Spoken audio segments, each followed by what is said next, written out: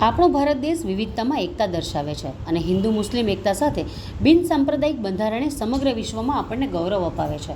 પરંતુ છાસવારે પોતાની સસ્તી પ્રસિદ્ધિ માટે અન્ય ધર્મ માટે જાહેરમાં અશોભનીય અપશબ્દો બોલનાર દેશની શાંતિને પલીતો ચાંપવાનું કૃત્ય કરતા હોય છે.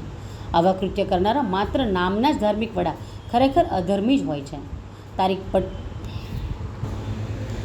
15/8/2024 આપણા 78માં સ્વતંત્ર પર્વના પવિત્ર દિવસે મહારાષ્ટ્રના નાસિક જિલ્લામાં કોઈ મહંત રામગીરી મહારાજે પોતાના જાહેર પ્રવચન દરમિયાન ઇસ્લામ ધર્મના સ્થાપક જેમણે વિશ્વને શાંતિ, પ્રેમ અને સદ્ભાવનાનો સંદેશ આપ્યો એવા સૌ મુસ્લિમ સમાજ સહિત અન્ય સમાજોમાં આદર્શસમા મોહમ્મદ પૈગંબર સાહેબ વિરુદ્ધ અશોભનીય અને અપશબ્દો બોલ્યા, જેનાથી દેશના સૌ મુસ્લિમ સમાજની ધાર્મિક લાગણી દુભાઈ છે.